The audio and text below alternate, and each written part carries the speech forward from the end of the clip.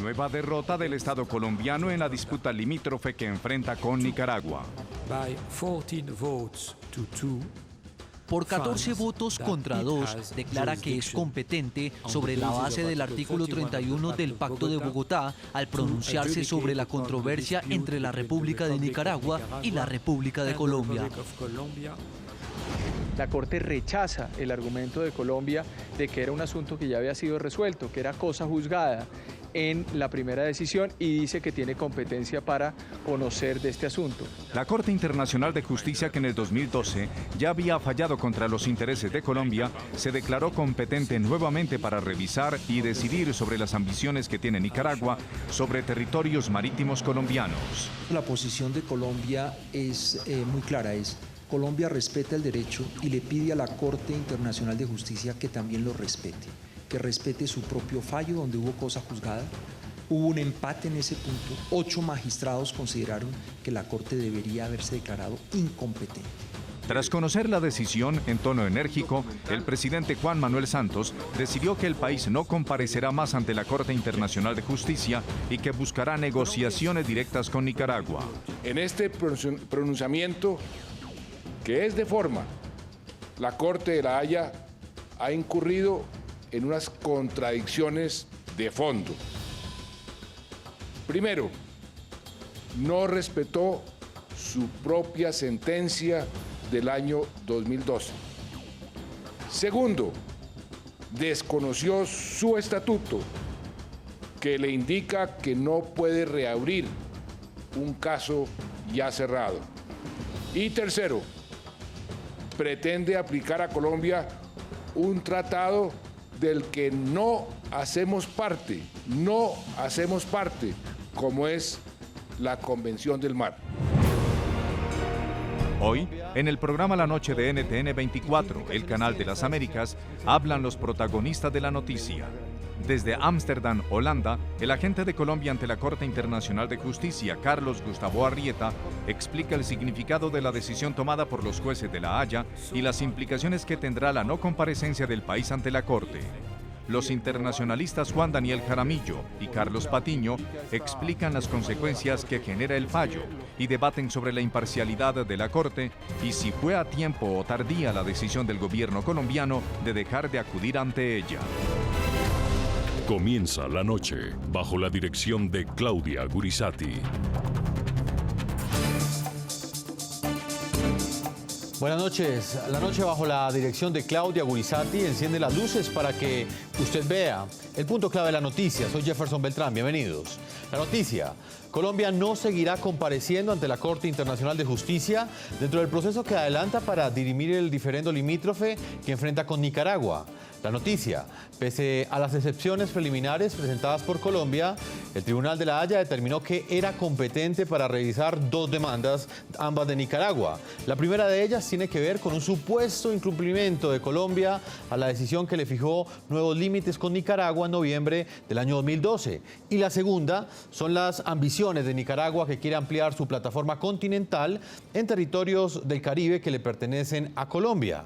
El punto clave de esa noticia: el debate entre quienes consideran que este fracaso de Colombia responde a una mala estrategia de defensa y quienes señalan todo lo contrario, que todo responde a que el Tribunal de La Haya no realizó un análisis imparcial y objetivo de la sustentación jurídica de Colombia y que, pese a los fallos adversos del pasado, fue presentada por el gobierno del presidente Juan Manuel Santos.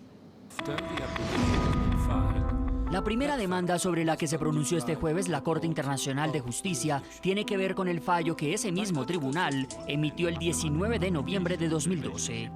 Ese día, tras 11 años de litigio por demanda de Nicaragua contra Colombia, la Corte Internacional de Justicia con sede en La Haya modificó los límites marítimos en el Caribe.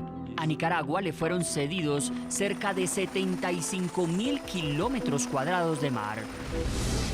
Con la decisión de la Corte, el Meridiano 82 ya no sería la histórica frontera marítima entre Nicaragua y Colombia. En rojo podemos ver en el mapa el espacio marítimo que ganó Nicaragua hacia el oriente de ese meridiano, que era considerado por Colombia como la línea divisoria con el país centroamericano. La Corte, al trazar la línea de delimitación marítima, cometió errores graves que debo resaltar y que nos afectan negativamente.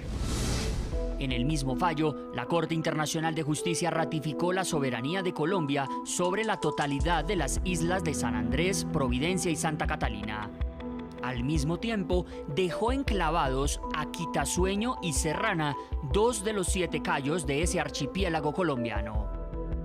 Todo esto realmente son omisiones, errores, excesos, inconsistencias que no podemos aceptar. Con todo respeto al presidente Santos, él no es autoridad suprema en derecho internacional como para venir ahora a juzgar a la Corte y decir en qué se equivocó la Corte y en qué no se equivocó la Corte. Ante el desfavorable fallo, Colombia decidió retirarse del denominado Pacto de Bogotá, con el cual estaba bajo jurisdicción de la Corte Internacional. El gobierno insistió que, según la Constitución del país, los límites solo pueden modificarse mediante tratados internacionales. El fallo de la Corte Internacional de Justicia no es aplicable, no es y no será aplicable hasta tanto se celebre un tratado. A la estrategia del gobierno colombiano, que incluyó una zona contigua que ampliaba la jurisdicción de Colombia 12 millas náuticas adicionales al área de mar territorial que le reconoció la Corte Internacional, Nicaragua acudió al tribunal y demandó a Colombia por incumplimiento al fallo de 2012 y por supuesta violación a la obligación de abstenerse de recurrir a la amenaza o uso de la fuerza. En su pronunciamiento de este jueves, la Corte Internacional de Justicia se declaró competente para conocer dicha demanda. La Corte se declaró competente, no para verificar si Colombia está incumpliendo el fallo del año 2012, como pretendía Nicaragua, sino solo si había desconocido los derechos de Nicaragua a la luz del derecho consuetudinario. Y la Corte reconoció que la presencia de Colombia en aguas internacionales no significaba una amenaza del uso de la fuerza. Colombia presentó 5 argumentos para sustentar que la Corte no era competente. El tribunal rechazó 4 de ellos y consideró que no debía pronunciarse sobre el que contempla que no existe una competencia inherente de la Corte que le permita conocer la demanda. Este cuadro resume los argumentos expuestos por Colombia y que fueron rechazados en La Haya. La salida del Pacto de Bogotá con un efecto inmediato. No hubo una disputa de incumplimiento ni una controversia. Agotar vías diplomáticas. La CIJ no tiene facultad de monitoreo. Invitamos a nuestros televidentes a que opinen a nuestro tema de análisis hoy en el programa La Noche. ¿Qué opinan ustedes de las decisiones tomadas por el gobierno colombiano ante los fallos de la Corte Internacional de Justicia que en ese momento favorecen a Nicaragua? ¿Ustedes consideran que estas decisiones del gobierno fueron a tiempo o fueron tardías? Vamos a invitarlos a que respondan. Ahí están apareciendo las cuentas de Twitter. Más adelante estaremos leyendo las opiniones de ustedes. Vamos a saludar a nuestros invitados en nuestros estudios de NTN 24. Está Juan Daniel Jaramillo, abogado internacionalista que ha ocupado altos cargos en la rama administrativa y judicial de la Organización de las Naciones Unidas. Profesor Jaramillo, bienvenido al programa La Noche en NTN 24. Muchas gracias, Jefferson, por la invitación.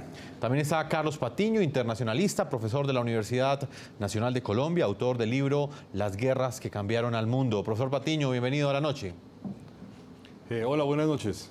Comienzo con Juan Daniel Jaramillo, precisamente planteándole ese primer interrogante que planteábamos al inicio del programa. Juan Daniel, ¿usted cree que esa respuesta, esta decisión que ha tomado el Tribunal de La Haya, responde a una mala estrategia de defensa o sencillamente a una buena sustentación jurídica que no fue analizada de manera objetiva e imparcial por estos jueces de la Corte Internacional de Justicia? Definitivamente responde a una pésima estrategia de defensa de Colombia, como lo he venido yo anunciando repetidamente durante los últimos 2 años. Colombia esgrimió un punto fundamental que fue contradicho una y otra vez en la negación de cada una de las excepciones preliminares, que es el retiro inmediato del Pacto de Bogotá de 1948. Un retiro de un tratado internacional público constituye en derecho internacional una denuncia. Usualmente estas denuncias deben hacerse con un año de preaviso, y durante este año de preaviso cualquier demanda que se presente en contra del país denunciante debe ser considerada. Por lo tanto, Colombia ha debido en su momento, como lo sugerí yo, hacer de este retiro inmediato y hacerlo unilateralmente, mediante una declaración unilateral que señalaba en ese momento el retiro definitivo de Colombia de la Corte Internacional de Justicia. Pero lo que hizo la estrategia colombiana fue, para decirlo en términos coloquiales, pelear con la Corte Internacional de Justicia, decirle que no era competente y posteriormente volver a ella y aceptar en este año de preaviso las dos demandas que se le presentaron a Colombia en el año 2013. Este es un error estratégico fundamental que yo me permití prevenir una y otra vez. Hoy tenemos las consecuencias. Cuando usted asegura que Colombia terminó aceptando esa demanda, ¿a qué se refiere?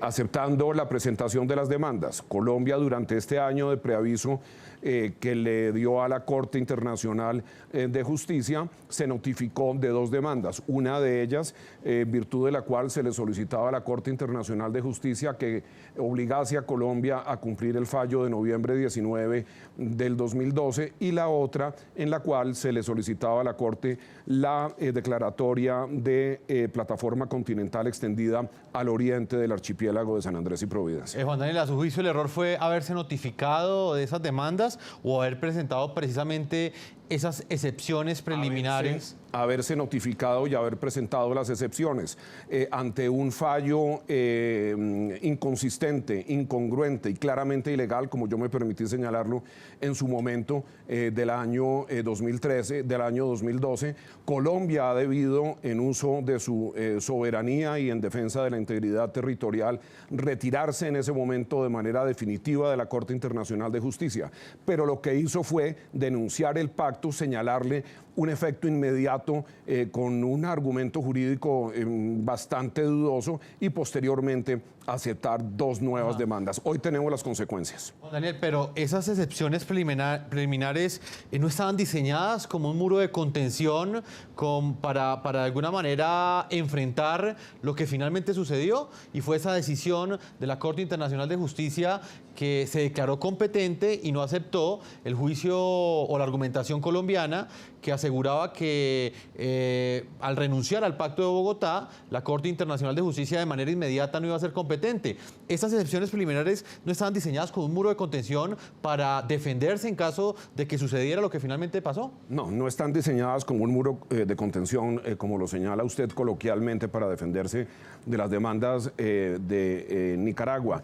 Ni lo estuvieron en ningún momento. En el año, entre los años de 1995 y 1998, se previeron todos los escenarios que podría enfrentar Colombia en caso de la amenaza latente de Nicaragua. Y en el grupo de consulta que designó el presidente de entonces, donde estuvimos los colombianos, expresidente Alfonso López Miquelsen, Germán Cavelier, Carlos Holguín y yo, así como los 4 abogados extranjeros, 2 ingleses, 1 francés y otro español, previmos claramente, y esto se encuentra en los propios archivos de la Cancillería, que Colombia en ningún momento debería presentar excepciones preliminares, porque se trataba de una estrategia dilatoria frente a títulos legítimos que nos amparaban. De manera que este es un error fundamental en que ha incurrido Colombia.